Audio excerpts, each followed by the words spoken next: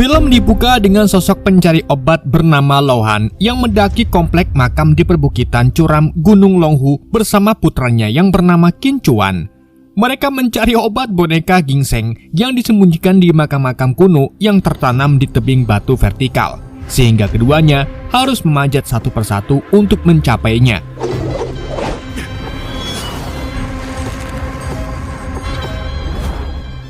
Dengan melemparkan tali ke bukit seberang, mereka akhirnya tiba di makam tujuan dan berhasil menemukan boneka ginseng tersebut. Namun benda itu tiba-tiba bergerak hingga mereka buru-buru menangkapnya menggunakan benang merah yang telah disiapkan.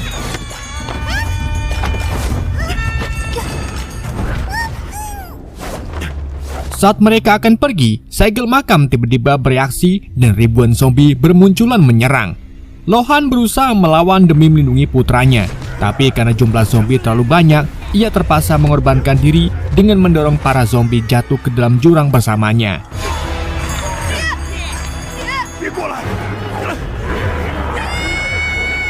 Namun ternyata adegan itu hanyalah mimpi kilas balik Qin Chuan. Ia terbangun oleh temannya Erhu yang mengajaknya pergi ke suatu tempat. Keduanya ternyata berniat mencuri persediaan di sebuah markas tentara Jepang yang sedang menginvasi Tiongkok. Di dapur markas, ada seorang ajudan bernama Ma Liu. Ia merupakan warga asli Tiongkok yang terpaksa bekerja untuk penjajah. Ma Liu memerintahkan anak buahnya memotong daging babi dengan darahnya dialirkan ke sebuah lubang. Para pekerja tampak lesu karena sudah bertahun-tahun tidak menerima bayaran. Saat pekerjaan dimulai, tiba-tiba terdengar pengumuman kebakaran yang membuat mereka lari dari dapur. Tak berpikir panjang, Qin Chuan dan Erhu pun masuk untuk mengambil daging di dapur. Namun tiba-tiba, seekor ular raksasa muncul dari lubang pembuangan darah. Mereka pun refleks menghindar, tetapi Erhu sempat kesulitan karena tubuhnya tersangkut ember.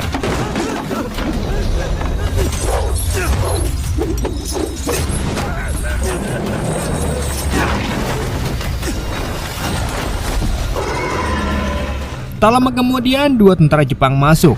Namun mereka justru menjadi korban keganasan ular raksasa tersebut. Dengan kelincahannya, Qin Chuan akhirnya berhasil membunuh ular itu dan melarikan diri.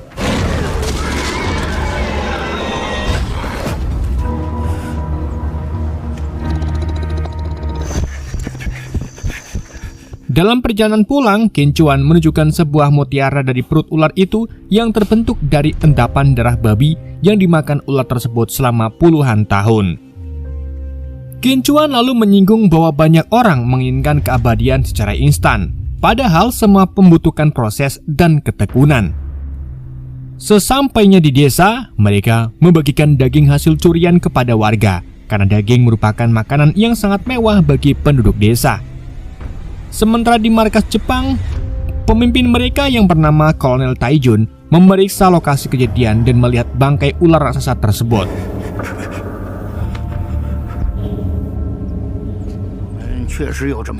Tak lama kemudian, Ma Liu mendatangi rumah Paman Feng untuk meminta bantuan mencari pelaku keributan di markas Jepang. Paman Feng dikenal sebagai peracik obat yang memahami dunia para petarung di desa-desa tersembunyi, sehingga Ma Liu memintanya untuk mencari mereka. Saat Ma Liu memohon pertolongan, putri Paman Feng yang bernama Liu Qing datang dan mencemoohnya sebagai pengkhianat yang mengabdi kepada Jepang. Ma Liu pun kecewa karena ia menyimpan ketertarikan pada Liu Qing. Meski begitu, Paman Feng akhirnya setuju membantu Ma Liu dan bergabung dengan Jepang untuk memburu dua pemuda tersebut, sekaligus melanjutkan pencarian harta karun yang diincar pasukan Jepang.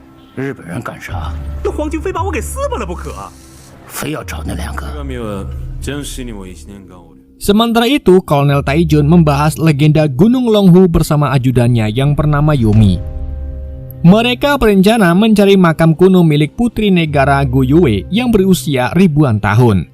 Makam itu diyakini menyimpan piringan reinkarnasi. Dahulu Kaisar Kuning mengutus orang untuk menemukannya agar digunakan sebagai senjata.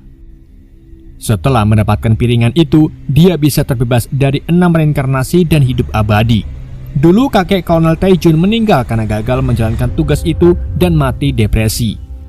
Kini ia pun berniat membalaskan kematian kakeknya dengan menemukan piringan reinkarnasi itu untuk memperbaiki nama baik keluarganya.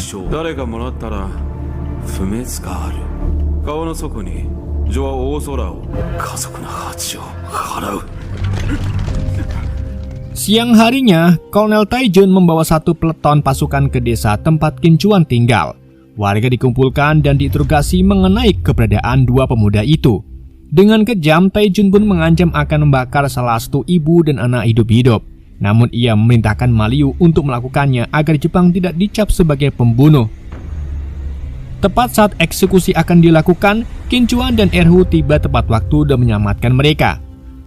Karena keselamatan desa terancam, mereka pun terpaksa ikut bergabung dengan rombongan Kolonel Taijun untuk menunjukkan jalan menuju makam kuno Gunung Longhu.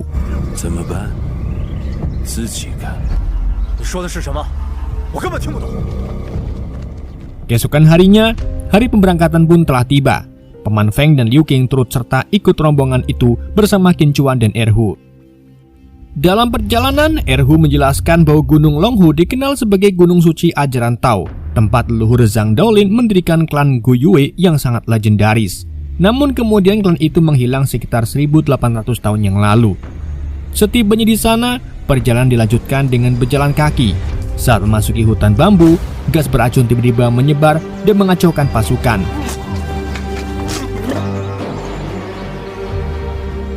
Qin Chuan dan Erhu pun memanfaatkan kekacauan itu untuk melarikan diri. Namun racun tersebut ternyata berasal dari rumput beracun yang sengaja dibakar Qin Chuan agar mereka bisa melarikan diri. Namun ternyata Kolonel Taijun dan pasukannya berhasil keluar dari kepulan asap tersebut dengan pelindungan masker khusus. Qin Chuan dan Erhu pun tertangkap dan bersiap dieksekusi. Untungnya Paman Feng segera menghentikan eksekusi itu dan beralasan bahwa keduanya masih dibutuhkan untuk menunjukkan jalannya. Ia juga memperingatkan mereka berdua agar tidak bertindak ceroboh lagi karena Taijun dikenal sangat kejam. Paman Feng mengungkapkan bahwa alasan ia ikut dalam rombongan adalah untuk mencari obat demi menyembuhkan istrinya yang terluka parah. Ia juga mengenai ayah Qin Chuan yang dulu sering menjual obat kepadanya. Namun saat ditanya tentang kabar ayahnya, Qin Chuan hanya terdiam tanpa memberikan jawaban.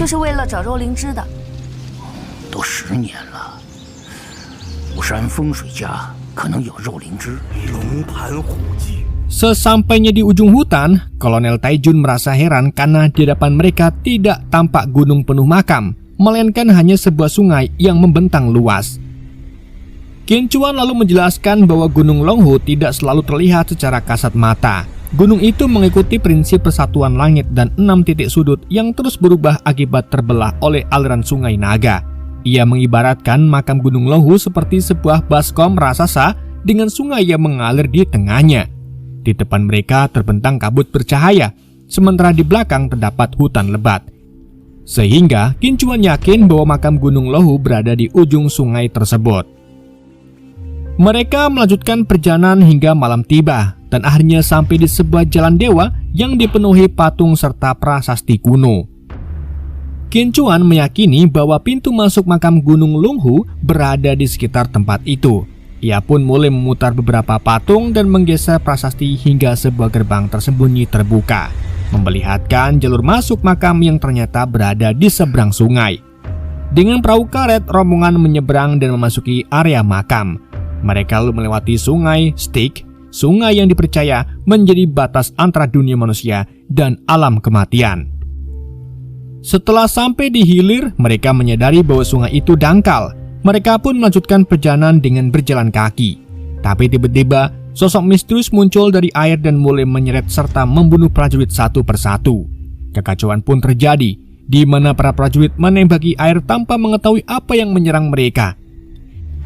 Erhu yang masih berada di perahu langsung panik saat seekor monster muncul dan menyerangnya.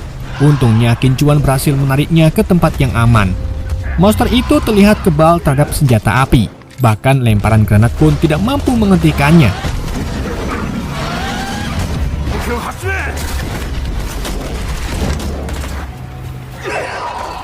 Dalam situasi terdesak, mereka menemukan sebuah jembatan sempit menuju ruang lain dan segera berlari masuk. Dan saat semua masuk, pintu di belakang mereka terkunci, tetapi monster itu terus menghantam dari luarnya.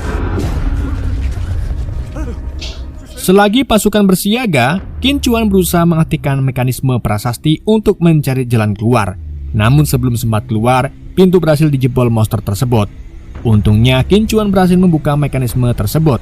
Tetapi bukannya membuka pintu, mereka malah terjatuh ke jurang yang sangat dalam hingga terhempas ke sungai di bawahnya.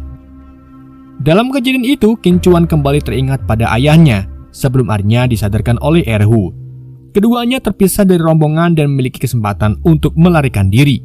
Erhu mengajak Qin Chuan pulang, namun Qin Chuan menolak.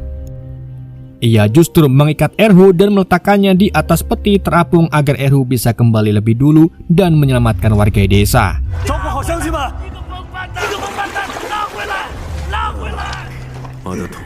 Sementara itu, Kolonel Taijun memerintahkan Yumi untuk mencari Qin Chuan dan Erhu, sedang pasukan lainnya beristirahat. Pada saat itu, Paman Feng menjelaskan kepada Liu Qing bahwa obat untuk ibunya kemungkinan berada tidak jauh dari lokasi mereka. Tak lama kemudian, perhatian mereka tertuju pada bukit-bukit tinggi yang dipenuhi peti mati menggantung. Mereka pun akhirnya menyadari bahwa telah tiba di Gunung Longhu. Paman Feng menjelaskan peti-peti itu digantung karena kepercayaan kuno klan Guyue bahwa pemakaman di tempat tinggi akan lebih dekat dengan dewa. Namun tujuan mereka bukan makam-makam itu, melainkan istana bawah tanah yang tersembunyi.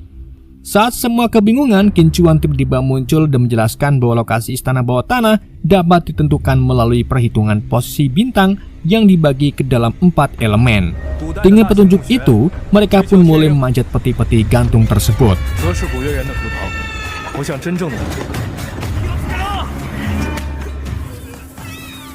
Dalam perjalanan memanjat, Qin Chuan bertanya kepada Paman Feng tentang misi ayahnya sebelum meninggal.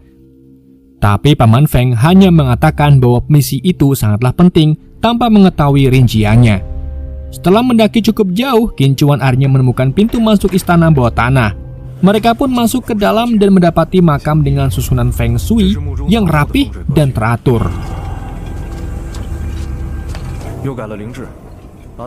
Setelah masuk lebih dalam, mereka menemukan ruang dengan beberapa patung dewa, termasuk Dewa Rubah, Musang, Ulat, Kelinci, dan Rusa. Tapi Ma Liu dengan ceroboh memanjat patung tersebut. Hal itu pun membuat Paman Feng memperingatkan kesakralan patung-patung itu.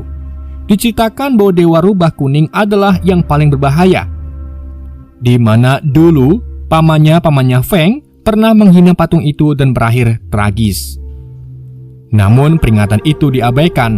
Ma Liu justru menirukan suara rubah hingga kejadian yang tidak diinginkan pun terjadi.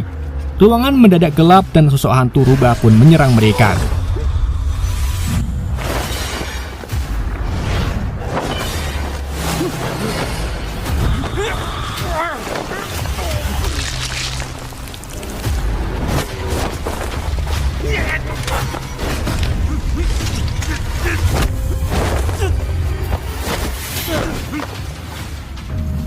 Dalam kekacauan itu, Qin Chuan kembali tersadar oleh Erhu.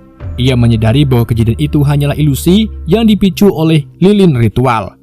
Setelah lilin dipadamkan, ilusi pun menghilang dan semua kembali sadar.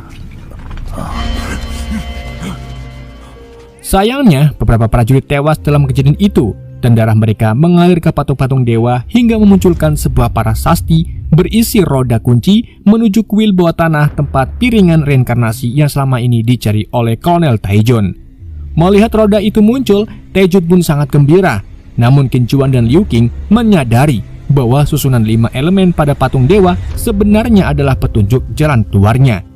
Namun Taijun malah memerintahkan Qin Chuan mengambil roda tersebut. Saat roda itu diambil, gempa hebat tiba-tiba terjadi. Qin Chuan lalu mengarahkan Taijun dan pasukannya lari ke selatan agar bisa keluar. Sementara dirinya bersama Erhu, Liu Qing, dan Paman Feng berlari ke arah berlawanan dan berhasil menemukan pintu keluarnya. Menyadari telah ditipu, Taijun pun langsung menembaki mereka. Pada saat yang sama, lubang besar pun terbuka di area patung dewa, membuat Liu Qing terjatuh, disusul Yumi yang tewas seketika. Ketika Qin Chuan mencoba menolong Liu Qing, Taijun yang marah bersiap menyerangnya. Tapi tanpa diduga, Ma Liu kemudian maju menghalangi Taijun dan mengorbankan dirinya dengan menyalakan granatnya. Ledakan besar pun terjadi dan pintu tertutup dan Ma Liu pun gugur sebagai pahlawan.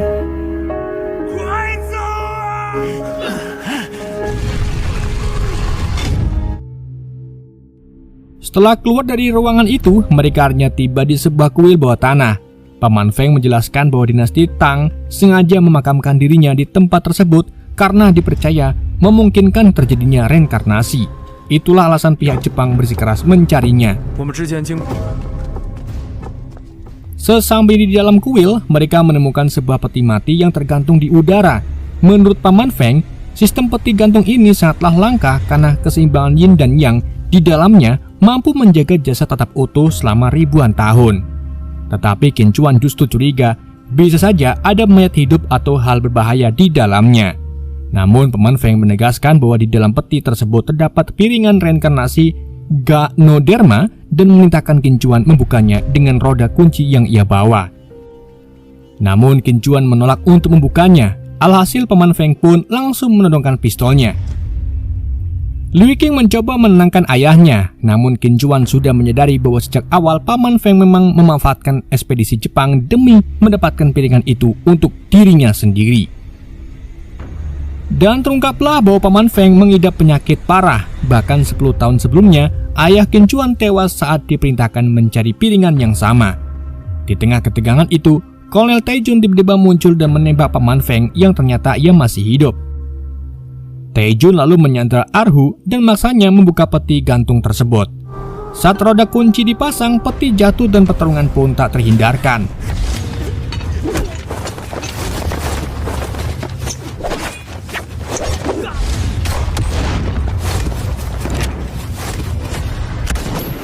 Sayangnya Erhu tertempak, sementara Liu Qing yang mencoba melawan Kolonel Taejun berhasil dikalahkan. Di saat itu juga, tiba-tiba dari dalam peti muncul sosok hantu berupa asap hitam yang mengerikan. Ketika Taejun menyerangnya, piringan reinkarnasi akhirnya muncul. Namun sebelum sempat diambil, Qin Chuan bangkit dan mencegahnya.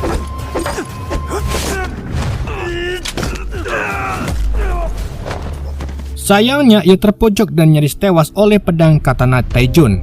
Tapi tiba-tiba sosok asap hitam kembali menyerang dan membunuh sang kolonel. Qin Chuan dan Liu Qing kemudian memasang jebakan granat dengan hati-hati di sekitar tiang kuil untuk menghancurkan makhluk tersebut. Di saat bersamaan, Paman Feng meminta putrinya menolongnya, tapi ia justru menyandranya demi memaksa Qin Chuan menyerahkan piringan reinkarnasi. Qin Chuan akhirnya menyerahkan piringan tersebut dan pergi bersama Liu Qing, meninggalkan kuil tepat sebelum ledakan menghancurkan seluruh area dan mengubur Paman Feng serta yang lainnya. Setelah keluar dari gunung makam, Qin Chuan dan Liu Qing memutuskan tidak kembali ke desa karena sadar setelah kematian Kolonel Taejun, pasukan Jepang pasti akan terus memburu mereka. Keduanya memilih pergi ke ibu kota untuk bergabung dengan pasukan Tiongkok melawan Jepang. Namun film ditutup dengan adegan di masa modern yang memperlihatkan Paman Feng ternyata masih hidup dan duduk santai di sebuah toko kelontong. Dan film pun berakhir.